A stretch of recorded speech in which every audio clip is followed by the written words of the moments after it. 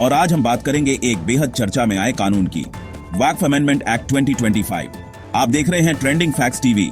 नमस्कार दोस्तों, इस कानून को लेकर काफी बवाल मचा है।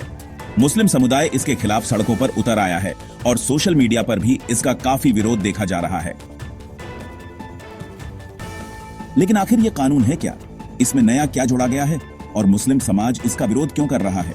चलिए एक एक करके सब समझते हैं।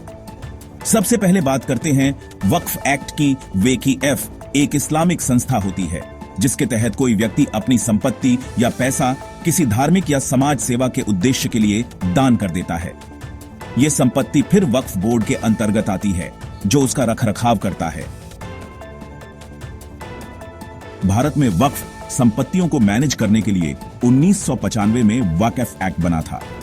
हर राज्य में एक वक्फ बोर्ड होता है जो इन संपत्तियों का रजिस्ट्रेशन करता है, देखरेख करता है और यह सुनिश्चित करता है कि संपत्तियों का सही इस्तेमाल हो।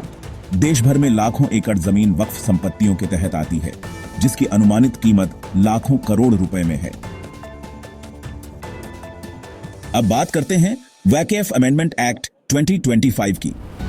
सरकार ने इस कानून में कई महत्वपूर्ण बदलाव किए हैं जिनका उद्देश्य पारदर्शिता और जवाबदेही बढ़ाना बताया गया है। ये रहे मुख्य बदलाव।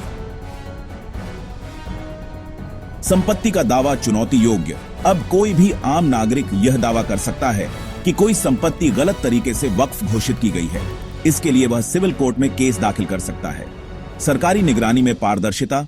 अब वक्फ संपत्तियों का डिजिटल रिकॉर्ड बनाना अनिवार्य कर दिया गया है। सभी रिकॉर्ड ऑनलाइन उपलब्ध रहेंगे। सरकार की भूमिका में बढ़ोतरी। वक्फ बोर्ड के चेयरमैन की नियुक्ति में अब राज्य सरकार की भूमिका और ज्यादा हो गई है। रजिस्ट्री की प्रक्रिया में बदलाव। अब वक्फ प्रॉपर्टी का रजिस्ट्रेशन राज्य की भूमि रजिस्ट्री के साथ लिंक किया जाएगा ताकि डुप्लीकेट क्लेम्स और धोखाधड़ी को रोका जा सके। सरकार का कहना है कि इन बदलावों से वक्फ संपत्तियों के दुरुपयोग पर लगाम लगेगी और यह धन वास्तव में सामाजिक कल्याण में लगेगा। अब सबसे बड़ा सवाल, मुस्लिम समाज इसका विरोध क्यों कर रहा है? धार्मिक मामलों में हस्तक्षेप का आरोप।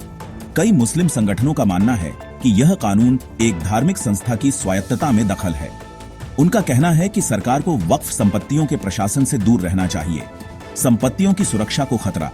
जब कोई भी व्यक्ति वक्फ संपत्ति पर दावा कर सकता है तो इसका मतलब है कि वक्फ बोर्ड की ताकत कम की जा रही है।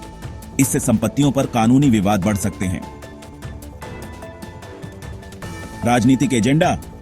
कुछ मुस्लिम नेता इसे सरकार का राजनीतिक एजेंडा बता रहे हैं जिससे मुस्लिम समुदाय की आर्थिक और धार्मिक ताकत को कमजोर किया जा सके। अचानक बदलाव से नाराजगी। बिना समुदाय से सलाह लिए कानून में बड़े बदलाव करना भी विरोध का कारण बन गया है। हालांकि कुछ बुद्धिजीवी मानते हैं कि वक्फ बोर्ड में पारदर्शिता और जिम्मेदारी लाना जरूरी है और यह संशोधन उस दिशा में सही कदम है। तो दोस्तों, वक्फ अमेंडमेंट एक्ट 2025 एक ऐसा कानून बन गया है जो सुधार और विवाद दोनों के बीच फंसा हुआ है। क्या यह वाकई में पारदर्शिता और जवाबदेही बढ़ाने वाला कदम है या यह धार्मिक संस्थाओं की आजादी पर हमला है? इस सवाल का जवाब शायद समय देगा। आपका क्या कहना है? कमेंट में जरूर लिखें और अपनी राय हमारे साथ साझा करें। अगर वीडियो अच्छा लगा हो तो लाइक करें, शेयर करें और चैनल ट्रेंडिंग फैक्ट्स टीवी को सब्सक्राइब करना ना भूलें। मिलते हैं अगले वीडियो में, तब तक के लिए जय हिंद।